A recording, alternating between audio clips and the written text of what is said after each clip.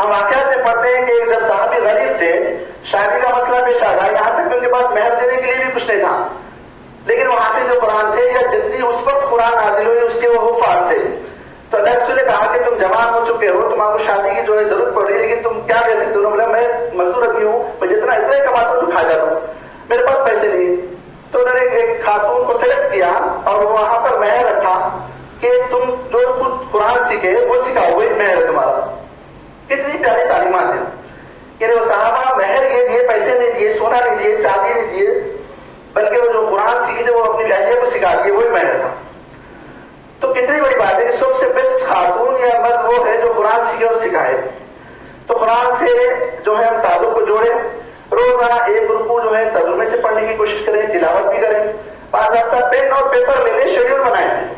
نیا نیا بزنس کھولتے ہیں، نیا نیا اگر خاتون کوئی بزنس پارلر کھولتی ہے یا کوئی بھی چیز اگر کرتی ہے تو جو ہے ریکارڈ جمع کرتی ہے کہ میں اتنے کمائی ہوں، اتنے کمایا ہوں، اتنا فائدہ ہوا، اتنا نقصان ہوا، تو میرا نقصان اور فائدہ دیکھنا ہے. یہاں پہ ایک پیپر ایک کاپی لے کر جو ہے پین لے کر لکھیں کہ میرا آج کیا میرے سے گناہ ہوا، کہ زبان سے ہوا، آنکھ سے ہوا، دل سے ہوا یا ذہن سے ہوا، تو بس افا کریں. تو عملی نمونہ بنائے. قرآن کو چھوٹی چھوٹی صورتیں جو ہم کو یاد ہے، 10-15 صورتیں تو سب کو یاد ہوتی ہیں، اس کا ترجمہ پڑھیں، اس کی تفسیر پڑھیں، ذہن میں بٹھائیں. نماز ہم جب پڑھیں گے صورتیں ہمارے سامنے آئیں گی تو ترجمہ یاد آئے گا، اس وقت آنسو نکلے گے ہمارے آنکھوں سے. جب تک ہم سمجھیں گے تو آنسو بھی نہیں نکلے گے، اخلاص پیدا نہیں ہوگا. تو تیسرا پوائنٹ ہے نماز کو رمضان سے پہلے درست کر لیں. خواتین ہو یا مرد حضرات ہو، نماز کو درست کر لیں. تیسرا پوائنٹ ہے کہ نماز کو درست کر لیں، جتنا ہو سکے مرد حضرات مسجد میں جائیں، فجر اور عشاء کی نماز پابندی سے مسجد میں پڑھنے کی کوشش کریں. خواتین بھی جو ہے نماز کی پابندی کریں، وقت پہ ادا کرنے کی کوشش کریں. یہ جو ہے رمضان سے پہلے ہم کوشش کریں.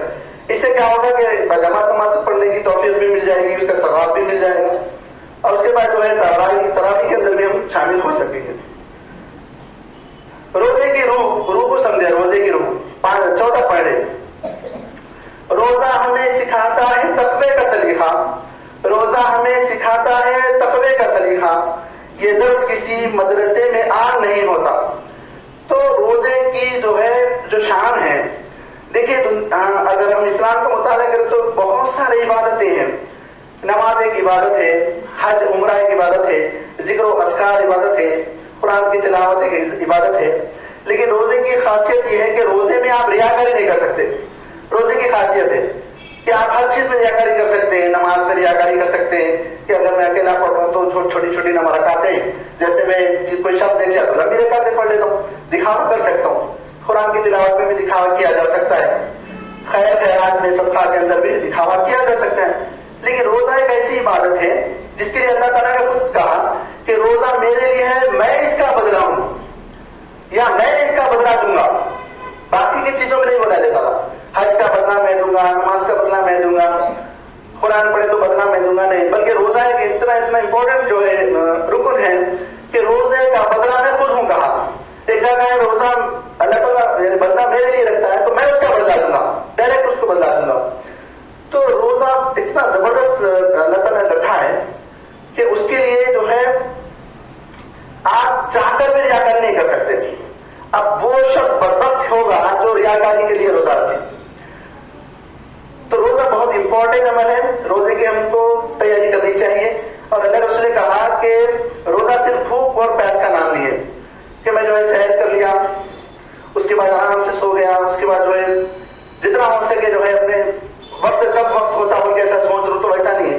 بلکہ روزہ جو ہے بھوکے اور پیاس سے رہنے سے نہ صرف آپ کی ذہنی جو ہے اصلاح ہوگی، قلبی اصلاح ہوگی، بلکہ جو ہے آپ کے اندر لوگوں سے تعلق، بھوکے اور پیاسوں کو سمجھنے کا موقع ملے گا. اور آپ کی جو اوورالنگ ہے، سائنس کے حساب سے ہر گاڑی کو مہینے 2 مہینے میں سروسنگ کرتے ہیں ہم. تو ضروری ہے اگر میں کوئی بائک ہے، میرے پاس کار ہے، کوئی بھی چیز ہے، اگر اس کی سروسنگ میں نہیں کرا، ہم بقرعید یعنی گرما میں ہم دیکھتے ہیں کہ اے سی کی سروسنگ کی جاتی ہے ٹیکنیشین کو بلا کر، تو جو محض کچھ ہے جو خرابی ہوتی ہے اس کی سروسنگ ہو جاتی ہے. تو ہم گاڑی کی سروسنگ، کسی بھی چیز کی سروسنگ کراتے ہیں. اللہ تعالیٰ ایک لگا دیا ہے، یہ ضروری عمل لگا دیا ہے کہ سروسنگ ہو ہماری. تو ہم روزہ رہتے ہیں تو کھانے جو 14 گھنٹے 15 گھنٹے بھوکے رہتے ہیں تو اس سے جو ہے ہمارا ہاضمہ نظام، ہمارا جو بی پی شوگر یہ ساری چیزیں صحیح ہو جاتی ہیں. لیکن وہ ویسا عمل ہونا چاہیے جس کے اندر اخلاق بھی ہونا چاہیے، اس میں بھوکی پیاسے بھی ہونا چاہیے. اسی لیے اللہ رسول نے کہا کہ جب روزے دار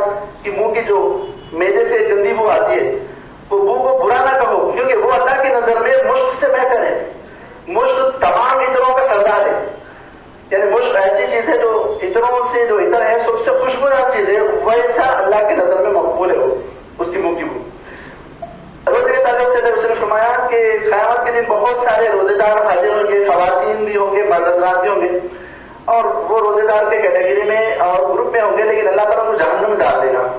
اس کی وجہ ہوگی اللہ اعلان کرے گا کہ تم جو ہے روزہ جو تھے بھوکے پیاسے تھے، تمہیں بھوک پیاس مل گئی، اب اخلاص نہیں تھا تمہارے اندر، للہیت نہیں تھی، چینج ہونا، اپنے آپ کو تبدیل کرنے کا جذبہ نہیں تھا، اللہ کا قرب حاصل کرنا نہیں تھا، جس کی وجہ سے تمہیں جو چاہ رہے تھے وہ مل گیا، اب تمہیں جنت نہیں ملتی، ہٹا دیا جائے گا۔ اللہ نے فرمایا بہت سے روزے دار ایسے ہوں گے جس کو رد جزائے کی سوا، جو تہجد کی پابندی کرتے ہیں، تراویح کا اہتمام کرتے ہیں، تو ان کو رد جزائے کے علاوہ کچھ نہیں ملے گا، بلکہ اللہ کو دوزخ میں ڈال دے گا۔ تو اس سے ہم کو معلوم یہ ہو رہا کہ روزہ کے اندر اخلاص ضروری ہے، روزے کے اندر جو اللہ چاہے وہ ہونا ضروری ہے۔ ہم تراویح کا بھی اہتمام کر رہے ہیں یا تہجد کا اہتمام کر رہے ہیں تو وہ چیز پیدا ہونا چاہیے، خوف خدا پیدا ہونا چاہیے۔ پانچواں پوائنٹ ہے کہ حقوق العباد بہت امپورٹنٹ ہے، یہ لوگ روزہ رہ لیتے ہیں لیکن حقوق العباد سے غافل ہوتے ہیں۔ اللہ کے رسول نے فرمایا کہ جانتے ہو مفلس کون ہے؟ تو ایک صحابی نے کہا کہ مفلس ہمارے نظر میں وہ ہے جو اس کے پاس درہم نہ ہو، دینار نہ ہو، پیسے نہیں ہو، انہیں مفلس ہے۔ اللہ کے رسول نے فرمایا مفلس وہ نہیں ہے اسلام کے معاملے میں، یا میری نظر میں مفلس وہ ہے قیامت کے دن بہت سارے نیکیاں لے کر آئے گا، روزہ، نماز، صدقہ، خیرات، ساری چیزیں لے کر آئے گا، جب دیکھے گا تو پہاڑ برابر نیکیاں نظر آئے گی، لیکن انہیں بندوں کے حق مارا تھا، اپنے بیوی کے، بچوں کے، دوست احبابوں کے، رشتہ داروں کے، کاروبار کے اندر معاملات میں انہیں غبن کیا تھا، وہ ایک شخص آئے گا اور اللہ کے سامنے بولے گا اللہ میں انہیں گالی دیا تھا، انہیں چغلی کیا تھا، انہیں مارا تھا، انہیں ڈانٹا تھا، انہیں دھمکی دیا تھا، انہیں میرا مال جو ہے وہ خرچ دیا نہیں تھا، ڈرایا تھا، دھمکایا تھا، ایک ایک کرتے کرتے کرتے شخص آتے جائے گا اور وہ پورا نیک اعمال ختم ہو جائیں گے۔ اس کے بعد اللہ رسول کی آنکھوں میں آنسو آ گئے تب اس نے کہا کہ اس کے بعد بھی اس کا معاملہ ختم نہیں ہوگا، بلکہ جب لوگ زیادہ آ جائیں گے تو اللہ ان کے گناہوں کو اس کے کھاتے پر ڈال دے گا، اس کے نام اعمال میں ڈال دے گا، جو پہاڑ برابر لے کے آتے ہیں وہ ختم ہو کر پہاڑ برابر گناہ ہو جائیں گے، اس کو پیشانی کے بعد پکڑ کر گھسیٹتے جہنم میں لے کر چل جائے گا۔ تو یہ مفلس ہے۔ تو حقوق العباد بہت امپورٹنٹ ہے۔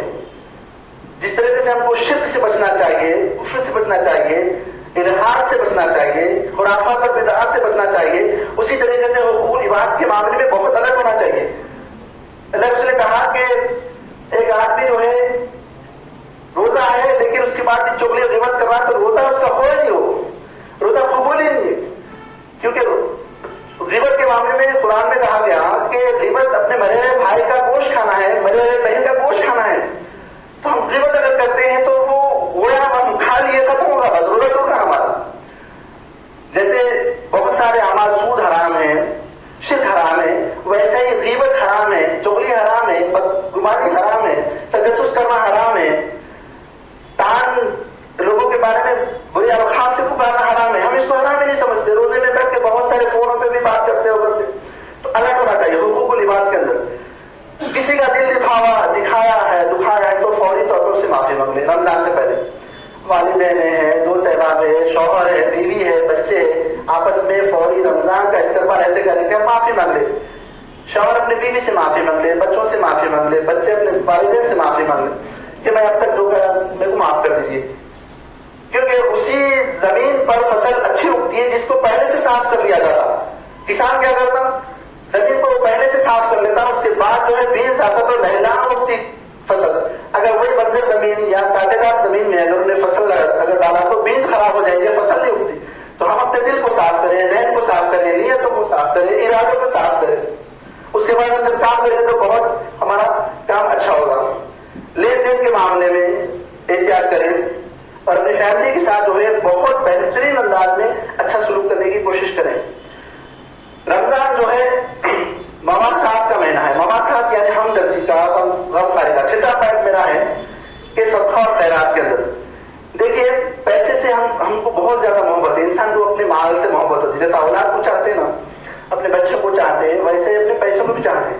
اس کا بھی دل جو ہے محنت کر کے پسینے کی کمائی کو کسی کو دینا نہیں دل ہوتا، اسی لیے اللہ تعالیٰ زکوٰۃ، صدقات